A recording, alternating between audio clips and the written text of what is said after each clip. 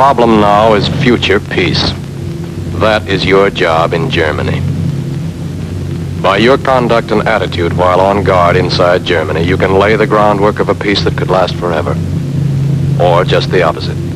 You could lay the groundwork for a new war to come. And just as American soldiers had to do this job 26 years ago, so other American soldiers, your sons, might have to do it again another 20-odd years from now. Germany today appears to be beaten. Hitler, out. Swastikas, gone. Nazi propaganda, off the air. Concentration camps, empty. You'll see ruins. You'll see flowers. You'll see some mighty pretty scenery. Don't let it fool you. You are in enemy country. Be alert, suspicious of everyone.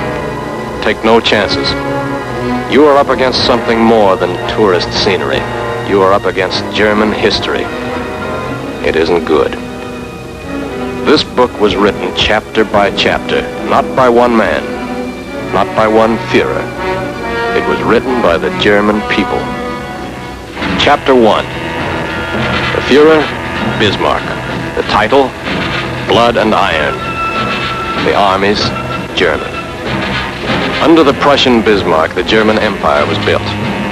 The German states combined, serving notice to all that their religion was iron, that their God was blood. Bismarck's German Empire built itself by war, at the expense of Denmark, Austria, and France, and became in 1871 the mightiest military power in all Europe. Enough conquest for a while. Time out to digest it. Europe relaxes. The danger's over. Nice country, Germany. Tender people, the Germans. And very sweet music indeed.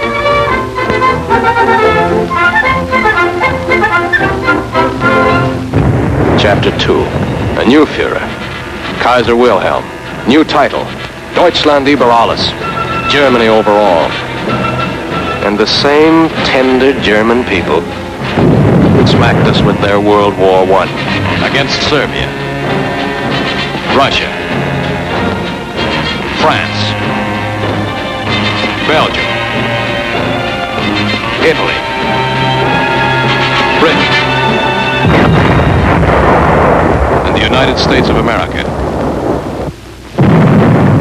It took all of us to do it, but we finally knocked that Führer out, defeated the German armies. Second chapter ended. We marched straight into Germany and said, "Why, these people are okay. It was just that Kaiser we had to get rid of.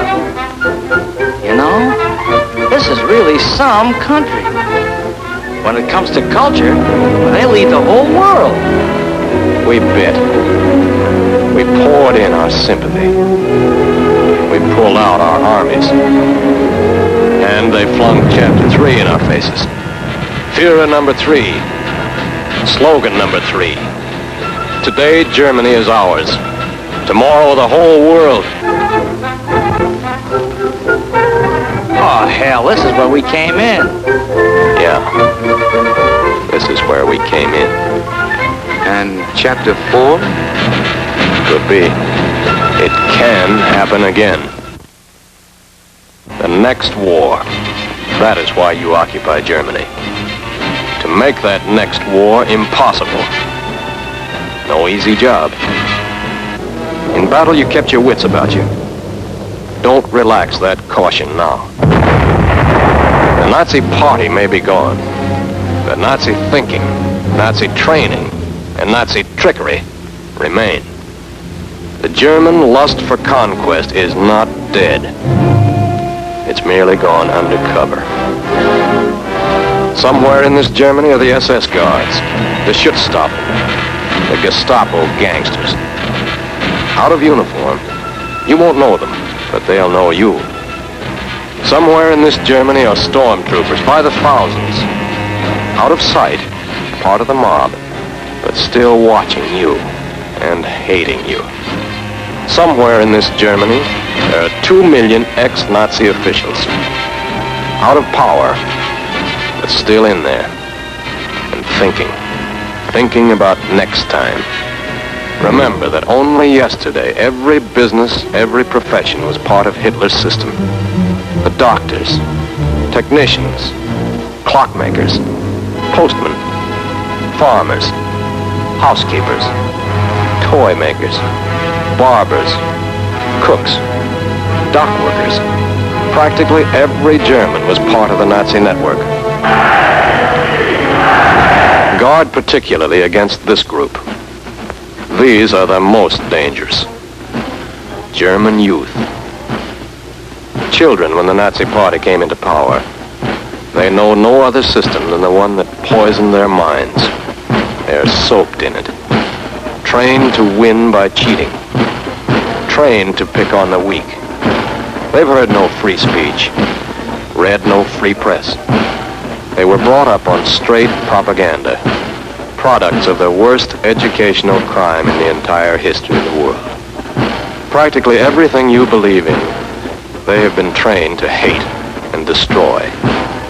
They believe they were born to be masters, that we are inferiors, designed to be their slaves.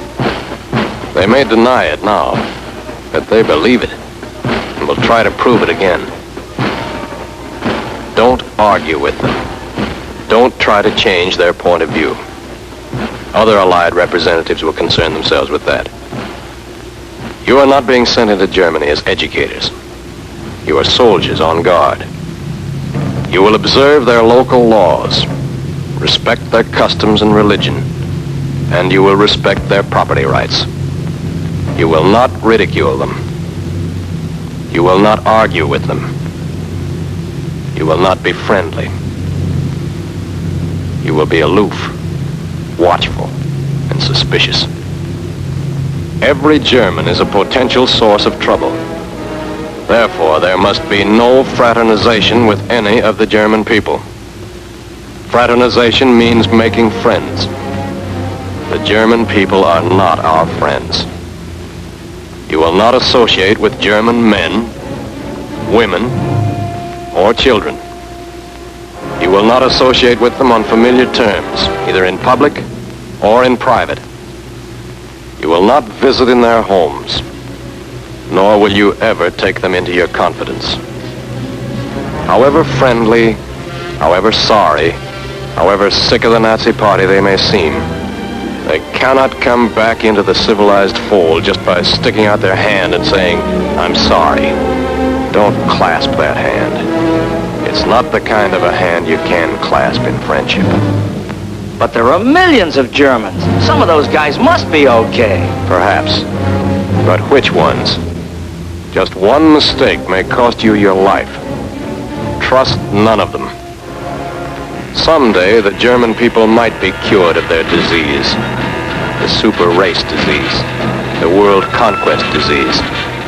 But they must prove that they have been cured, beyond the shadow of a doubt, before they ever again are allowed to take their place among respectable nations. Until that day, we stand guard. We are determined that their plan for world conquest shall stop, here and now. We are determined that they shall never again use peaceful industries for warlike purposes. We are determined that the vicious German cycle of war, phony peace, war, phony peace, war, phony peace, shall once and for all time come to an end. That is your job in Germany.